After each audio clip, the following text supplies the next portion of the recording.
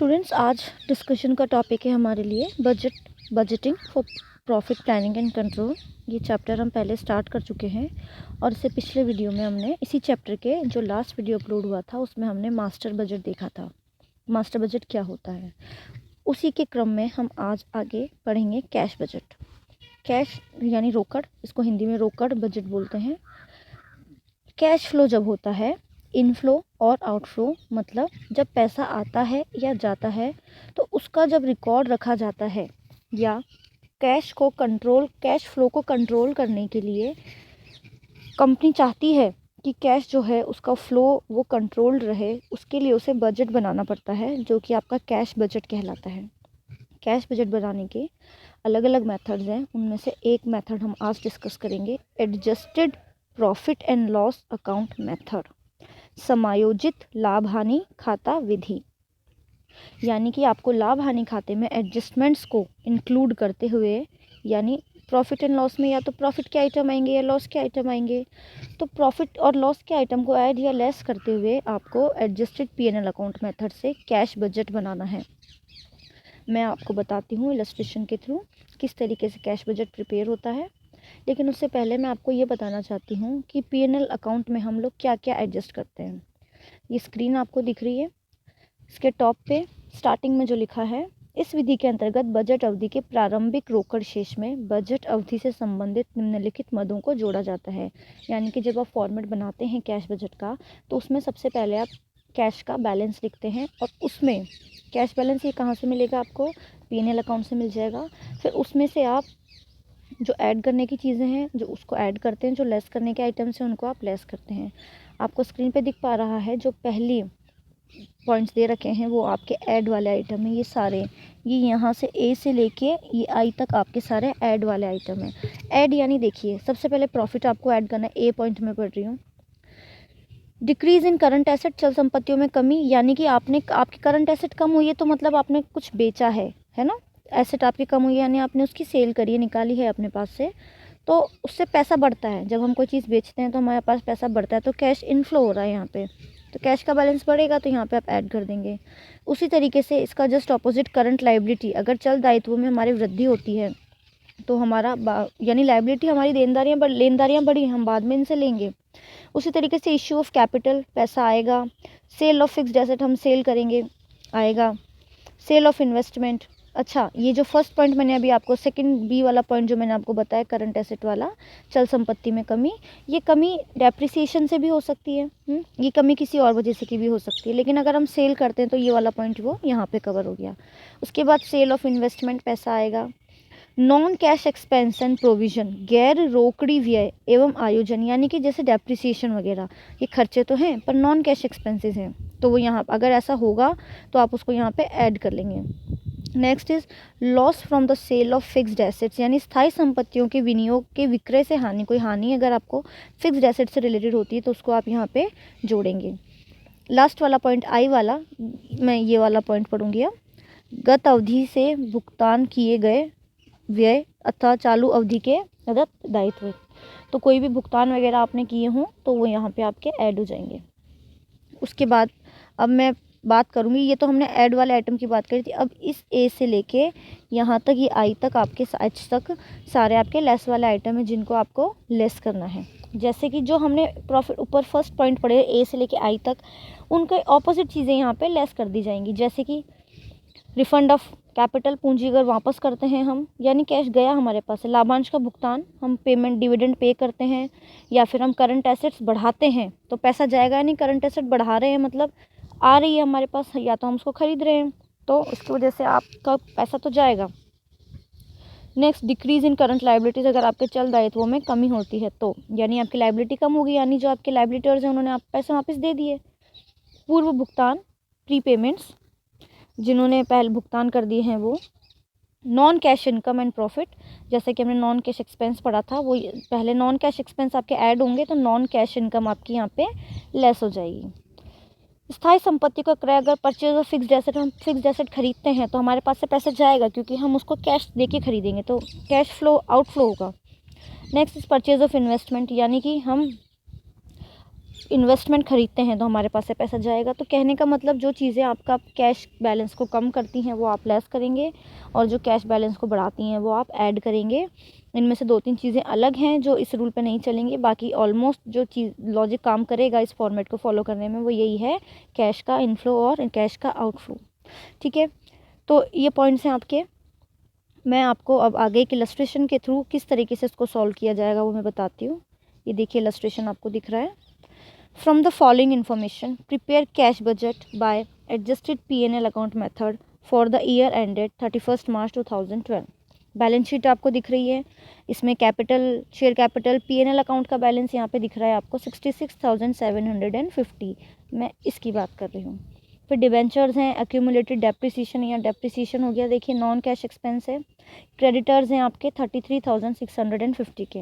उसके बाद plant and machinery, investments, debtors, stock और कैश एंड बैंक जो कि है 9,200 का।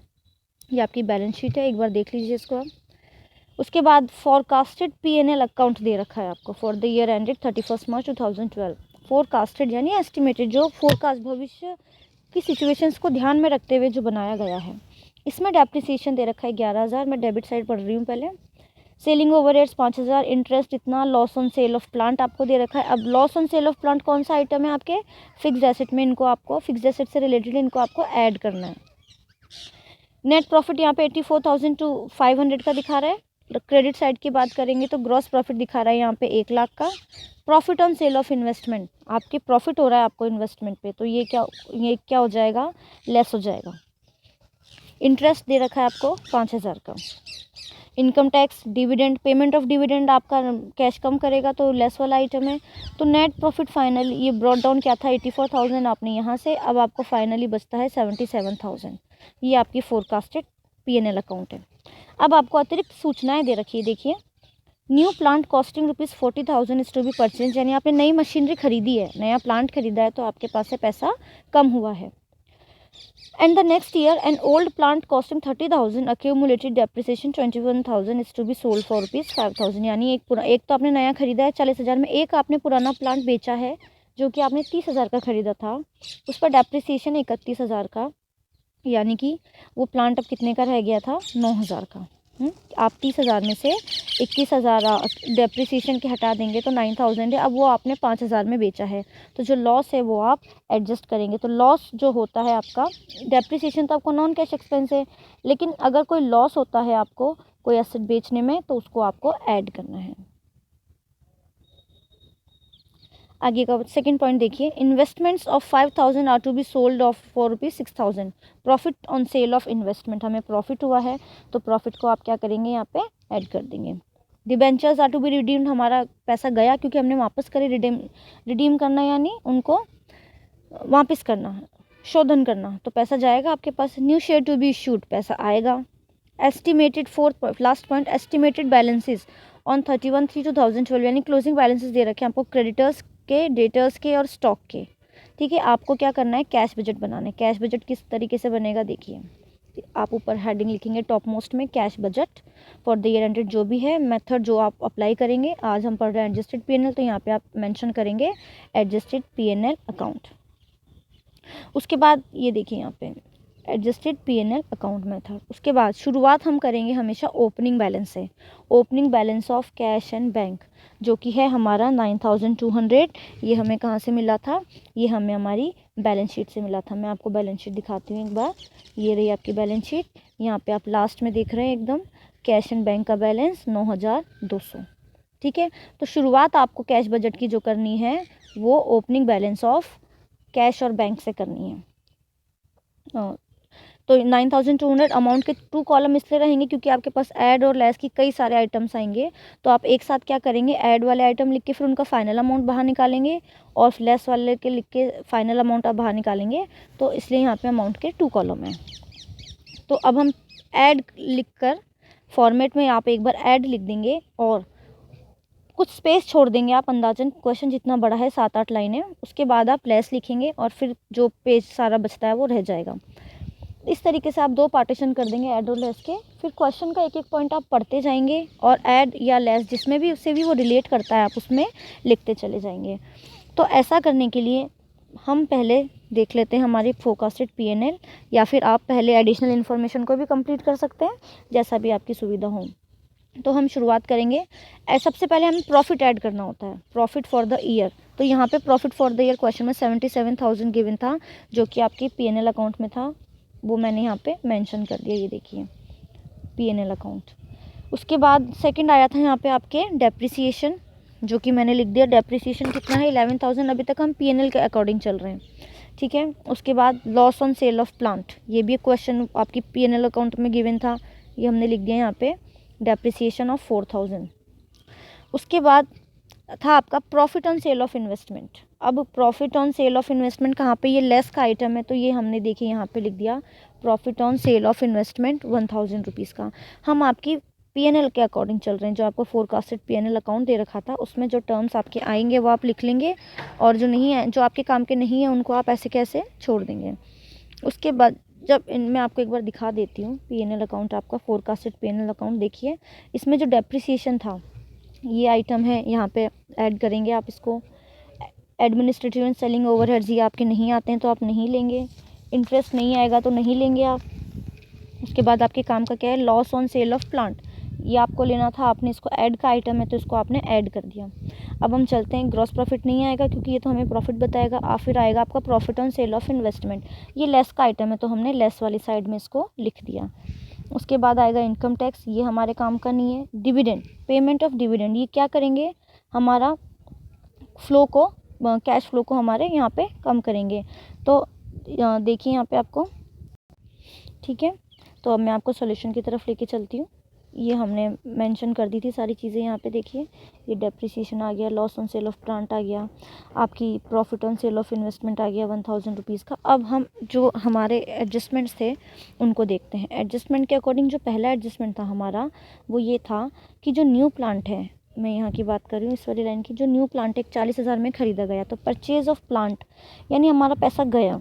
अगर हम कोई प्लांट खरीदते हैं तो हमारा पैसा जाता है, तो इसको तो हम लेस करेंगे, तो ये 40,000 जो है वो लेस का आइटम है। लेकिन एक ओल्ड प्लांट जो हमने बेचा 5,000 रुपये का, उसकी वजह से हमारे पास पैसा आया। ये देखिए 5,000 इज सोल्ड फॉर ₹5,000, तो ये आई सेल प्रोसीड ऑफ प्लांट, तो इसको हम एडजस्ट कर देंगे। यहाँ पर डेप्रिसिएशन जो है आपका पीएनएल अकाउंट में जो था उसके अंदर एडजस्ट होके आ गया है।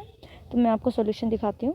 देखिए यहाँ पे हमने 40,000 का नया प्लांट ख़रीदा, तो परचेज़ ऑफ प्लांट जो है आपका कैश फ्लो को कम करता है। कैश फ्लो यानी पैसा गया आपके पास, आउटफ्लो हुआ, तो यहाँ पे आपने लिख दिया परचेज़ ऑफ प्लांट, इसका अमाउंट आ जाएगा 5,000।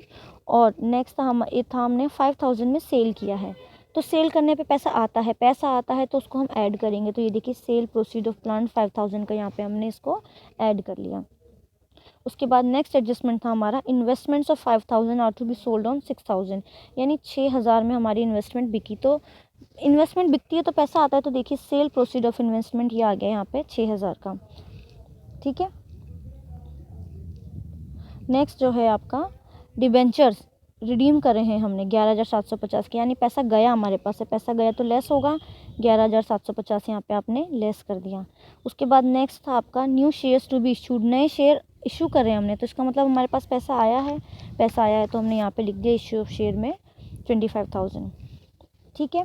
ये सारे आइटम मैंने आपको बता दिए। एक बार मैं एडजस्टमेंट बता देती हूँ आपको। इन एडजस्टमेंट को मैंने अभी सॉल्व किया था। इन्वेस्टमेंट जो बेची गई है, डिबेंचर्स 11,750, न्यू शेयर्स जो हुए हैं, अब एस्टिमेटेड बैलेंसेस दे रखे हैं आपको, ये आपके यहाँ पे अभी काम नहीं आएंगे, लेकिन अगर आप बैलेंस शीट बनाते तो आपके ये काम आते।